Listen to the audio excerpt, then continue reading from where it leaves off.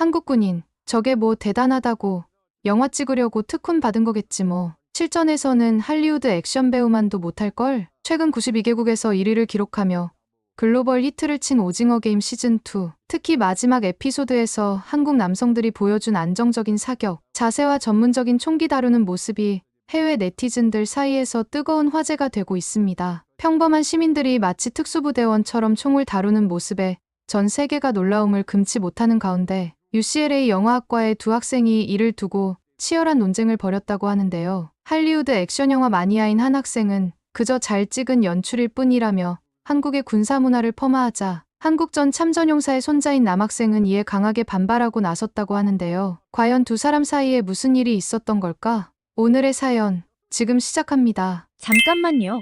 1초면 가능한 좋아요 버튼을 눌러주시면 영상 제작에 큰 힘이 됩니다. 저는 UCLA 영화학과에서 다큐멘터리를 전공하고 있는 에단 밀러입니다. 할리우드와 가까운 이곳에서 영화를 공부하는 건 많은 학생들의 꿈이죠. 하지만 제가 이곳을 선택한 이유는 조금 달랐습니다. 할아버지의 오래된 나침반을 처음 본 건 10살 때였어요. 케이스가 녹슬고 유리가 흐릿한 그 나침반은 한국전쟁 당시 할아버지가 사용하던 것이었습니다. 이 나침반이 없었다면 난 그 혹한 속에서 길을 잃었을 거야. 할아버지는 항상 그렇게 말씀하시곤 했죠. 할아버지의 서랍 한켠에는 낡은 나무 목걸이도 있었습니다. 한국 병사에게 받은 그것을 보실 때마다 할아버지의 눈빛은 달라졌어요. 우리는 서로를 형제라고 불렀단다. 추운 진지에서 뜨거운 국물을 나눠 마시던 그 순간만큼은 전쟁도 잊을 수 있었지. 할아버지는 특히 한국군의 전투 능력에 대해 자주 이야기하셨습니다. 그들은 총을 다룰 때 마치 숨쉬듯 자연스러웠어. 힘든 훈련을 받았다고 하더군. 놀라운 건 나이든 예비군들도 마찬가지였다는 거야. 어린 제가 그 말을 이해하기는 어려웠죠. 어릴 때는 할아버지의 이야기가 그저 전쟁 이야기로만 들렸습니다. 하지만 UCLA에 입학하고 처음 만든 다큐멘터리가 큰 호응을 얻으면서 문득 깨달았죠. 제가 진정으로 하고 싶은 이야기는 바로 이것이라는 거려. 지금 제 책상 위에는 할아버지의 낡은 사진첩이 놓여 있습니다. 젊은 시절의 할아버지가 한국 병사들과 함께 찍은 사진, 눈 덮인 산악지대에서 찍은 흑백 사진들. 이 사진들을 보고 있노라면 마치 그 시절로 돌아간 것만 같아요. 그러던 어느 날 넷플릭스에서 오징어 게임 시즌2를 보게 됐습니다. 특히 마지막 에피소드는 제 눈을 의심하게 만들었어요. 게임 참가자들이 보여준 놀라운 총기 다루는 모습. 마치 할아버지가 들려주시던 이야기가 눈앞에서 펼쳐지는 것 같았습니다. 나이 든 참가자들까지도 완벽한 사격 자세로 총을 다루는 모습은 충격적이었죠. 특히 특전사 출신이라고 밝힌 한 참가자가 MKO 기관단총의 특성을 전문가처럼 설명하는 장면에서는 문득 할아버지의 목소리가 들리는 것 같았어요. 한국에서는 이게 특별한 게 아니란다. SNS에서 이미 뜨거운 논쟁이 시작됐습니다. 어떻게 일반 시민들이 이렇게 능숙하게 총을 다룰 수 있는 거지? 댓글이 끊임없이 달렸습니다. 그런데 우리 학과의 라이언 카터는 달리 생각하는 것 같았어요. 한국 남자들, 그냥 영화 찍으려고 특훈 받은 거겠지. 실제로 총 잡으면 덜덜 떨겠지. 영화과 최고의 실력자로 꼽히는 그의 발언은 순식간에 캠퍼스 전체로 퍼져나갔습니다. 할리우드 액션 영화의 열렬한 팬인 라이언은 영화 속 전투 장면을 예로 들며 이게 진짜 프로페셔널한 거야. 내가 말하는 한국의 그런 건 그냥 잘 찍은 영상일 뿐이라고 라며 비웃었죠. 하지만 저는 알고 있었습니다. 할아버지의 서랍 속에는 더 놀라운 것들이 있다는 거려. 전쟁 당시 한국군과 함께 찍은 훈련 영상, 작전 일지, 그리고 무엇보다 한국군의 전투 능력을 상세히 기록한 할아버지의 일기가 있었거든요. 다음 날, 저는 학과 게시판에 저희 새 다큐멘터리 기획안을 올렸어요. 총의 기억, 한국 이야기라는 제목이었죠. 라이언의 비웃음 섞인 댓글이 달리는 데는 10분도 걸리지 않았습니다. 다큐멘터리가 아니라 동화를 만들 모양이네. 저는 할아버지의 낡은 나침반을 꺼내 들었습니다. 70년이 지났지만 바늘은 여전히 흔들림 없이 북쪽을 가리키고 있었어요. 이제 제가 진실의 방향을 가리킬 차례였습니다. 할아버지의 기록과 현재 한국의 모습을 연결하는 다큐멘터리를 통해 라이언과 같은 사람들의 편견을 바로잡을 수 있을 거라 믿었죠. 때로는 진실을 보여주는 것만큼 강력한 승리가 없다는 걸 알고 있었으니까요. UCLA 도서관에 앉아 다큐멘터리 구상을 하고 있을 때였습니다. 누군가 제 옆자리에 앉더니 혹시 한국전쟁에 대해 찾아보시는 건가요? 라고 물었죠. 고개를 들어보니 한국인 학생이었습니다. 바로 우리 학과의 교환학생 지훈이었어요. 아, 네. 할아버지가 한국전쟁 참전 용사셨거든요. 제가 대답하자 지훈의 눈이 반짝였습니다. 저는 특전사 출신인데 혹시 관심 있으시다면 도움이 될 만한 이야기를 들려드릴 수 있을 것 같네요. 특전사, 그 단어가 제 귀를 사로잡았습니다. 마침 오징어 게임 시즌2에서 봤던 장면들이 떠올랐죠. 특전사는 정말 그렇게 대단한 훈련을 받나요? 지우는 조용히 웃었습니다. 대단하다기보다는 극한이라고 해야 할까요? 영하 20도의 눈밭에서 야영하면서 생존 훈련을 하고 고공에서 뛰어내리는 훈련을 하죠. 바다에서 장거리 수영도 해요. 하지만 가장 힘든 건 시어 훈련이었어요. 시어 훈련이요. Survival, Evasion, Resistance, Escape의 약자예요. 적진에 떨어졌을 때를 가정하고 진행하는 훈련이죠. 실제로 포로가 된 것처럼 신문도 받아요. 멘탈이 강하지 않으면 버티기 힘들죠. 지훈의 이야기는 계속됐습니다. 특전사의 혹독한 훈련 과정, 그리고 그 속에서 피어나는 형제애까지. 그의 말 한마디 한마디가 제 다큐멘터리의 소중한 자료가 되리라는 걸 직감했죠. 그런데 특전사가 아닌 일반 군인들도 총을 잘 다루나요? 제가 궁금해서 물었습니다. 지훈은 고개를 끄덕였어요. 한국에서는 모든 남자들이 군대를 가잖아요. 기본적으로 사격 훈련을 받고 전역 후에도 8년 동안 예비군 훈련을 받아요. 매년 실전 사격도 하고요. 예비군 훈련이요? 그게 정확히 뭔가요? 지훈이 차분히 설명을 이어갔습니다. 전역한 군인들이 전시에 대비해서 받는 훈련이에요. 기본적인 사격은 물론이고 전술훈련도 해요. 예를 들어 적군의 침투를 가정하고 방어 작전을 펼치는 거죠. 요즘은 VR이나 전자 사격 시뮬레이터도 사용하죠. 거주지나 직장 근처에서 훈련을 받을 수 있다는 거예요. 안 나오면 벌금도 있고요. 아, 그래서 오징어 게임에서 본 것처럼 나이 든 분들도 총을 다룰 줄 아는 거군요. 그때 익숙한 비웃음 소리가 들렸습니다. 라이언이었죠. 와, 정말 감동적인 동화 같은데. 그런데 난 할리우드 액션 배우들의 훈련 영상을 봐왔거든. 그게 얼마나 대단한지 너희는 모를 거야. 지우는 차분하게 미소 지었습니다. 내일 학교 체육관에서 특전사 기본 체력 테스트 한번 해볼래요? 물론 기초적인 것만요. 라이언의 얼굴이 살짝 굳었다가 이내 건방진 미소를 지었죠. 좋아.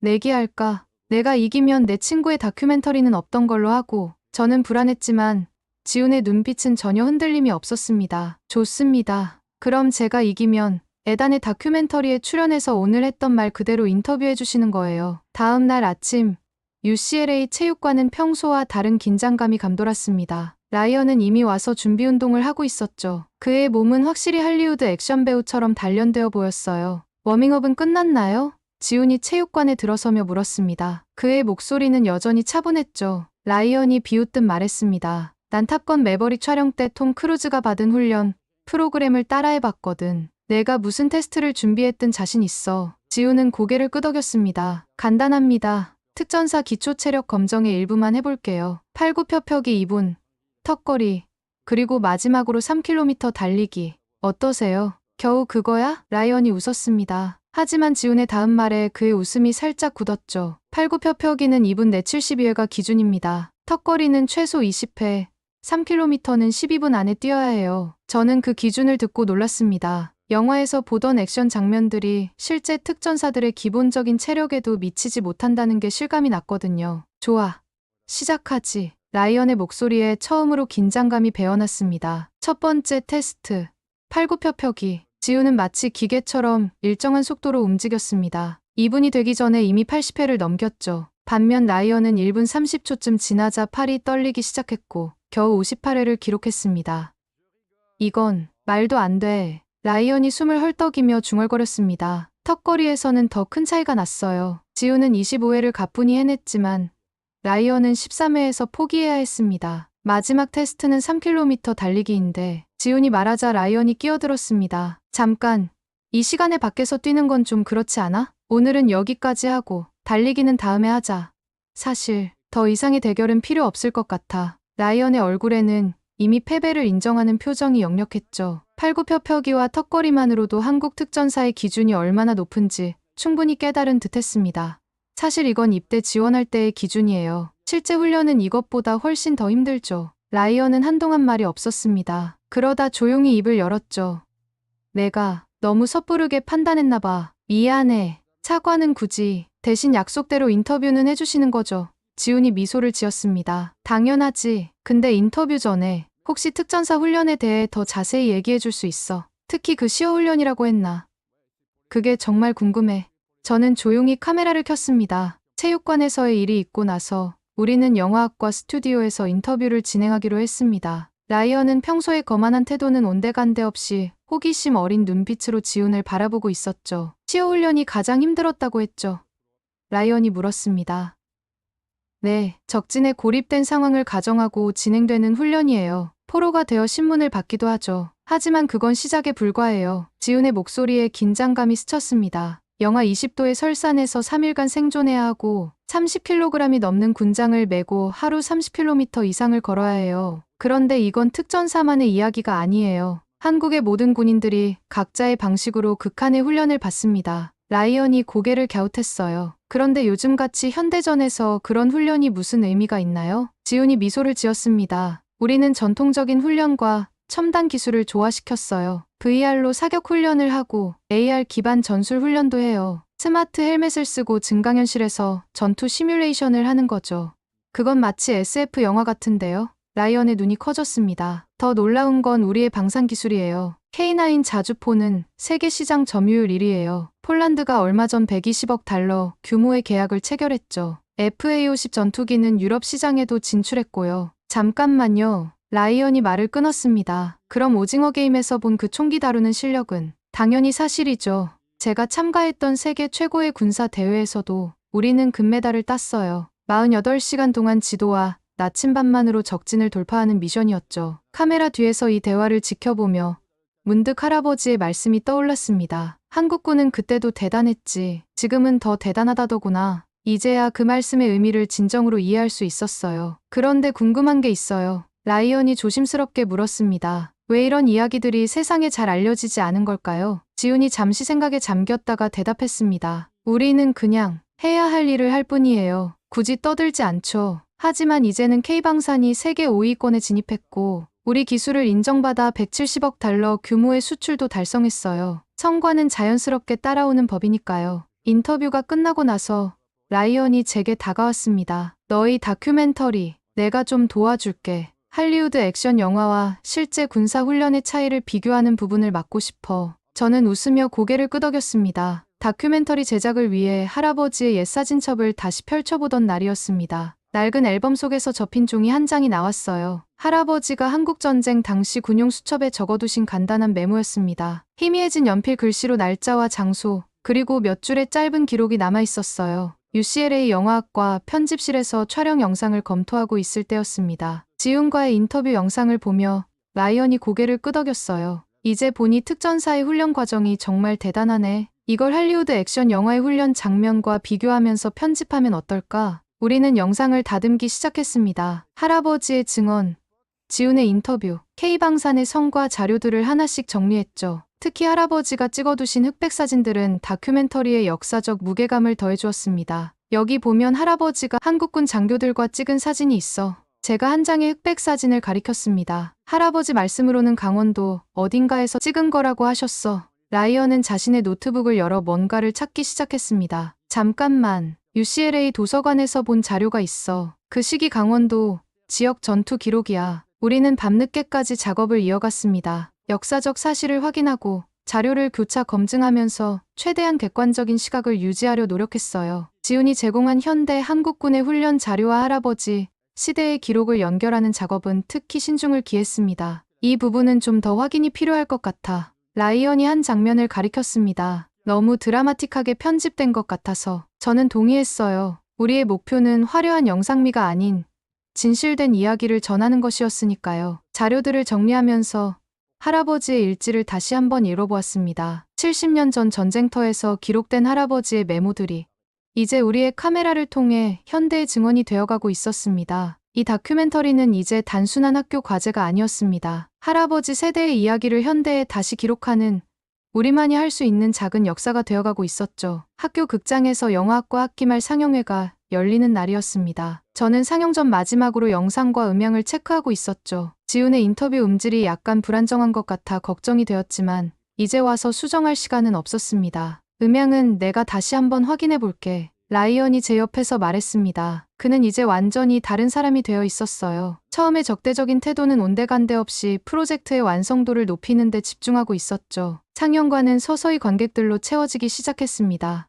영화학과 교수님들, 동료 학생들, 그리고 제 눈을 의심할 수밖에 없었어요. 할아버지가 휠체어를 타고 들어오고 계셨거든요. 지훈이 할아버지를 모시고 온 것이었습니다. 이 자리에 계셔야 할 것 같아서요. 지훈이 작게 속삭였습니다. 다큐멘터리 상영 전 저는 마이크 앞에 섰습니다. 이 작품은 한국전쟁 참전 용사들의 용기와 그들이 남긴 유산을 조명하고자 제작되었습니다. 떨리는 목소리로 짧게 소개를 마쳤어요. 영상이 시작되었습니다. 할아버지의 오래된 사진으로 시작해 지훈의 특전사 이야기, K방산의 현주소까지 30분이 어떻게 흘러갔는지 모를 정도로 긴장된 시간이었습니다. 상영이 끝나고 조명이 들어왔을 때 잠시 정적이 흘렀습니다. 그리고 첫 번째 질문이 들려왔어요. 왜 이 주제를 선택하게 되었나요? 한 교수님이 물으셨습니다. 제가 대답하려 할 때 라이언이 먼저 일어섰습니다. 제가 먼저 말씀드려도 될까요? 사실 저는 처음에 이 프로젝트에 대해 매우 회의적이었습니다. 그런데 취재를 하면서 깨달았어요. 우리가 얼마나 많은 진실을 모르고 있었는지를.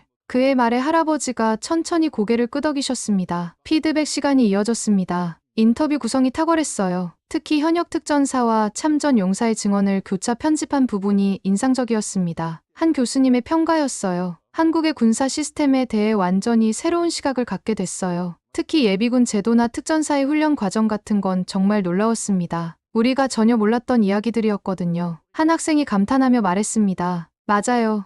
저도 특전사의 시어 훈련이나 현대화된 군사 시스템을 보면서 충격을 받았어요. 할리우드 영화에서 보던 것과는 차원이 다르더라고요. 다른 학생도 거들었습니다. 모든 피드백이 끝나고 상영회장을 나서는데 지훈이 제 어깨를 두드렸습니다. 잘 만들었어요. 이제 더 많은 사람들이 한국의 진짜 모습을 알게 되겠죠. 라이언도 다가와 말을 건넸습니다. 처음에는 단순히 드라마 속 장면이라고만 생각했던 게 부끄럽네. 한국의 군사 시스템이 이렇게 체계적이고 현대화되어 있다는 게 정말 놀라웠어. 특히 예비군 제도나 특전사 훈련 과정을 보면서 왜 한국이 세계 방산 시장에서 주목받는지 이해하게 됐어. 오징어 게임 시즌2로 시작된 관심이 우리의 다큐멘터리를 통해 한국의 진정한 모습을 알리는 계기를 주었죠. 전쟁의 폐허 속에서 일어나 세계적인 방산 강국이 되기까지 한국은 끊임없이 진화하고 발전해왔습니다. 그리고 그 바탕에는 할아버지 세대부터 이어져 온 강인한 군인 정신과 첨단 기술력이 있었던 거예요. 더욱 감사한 것은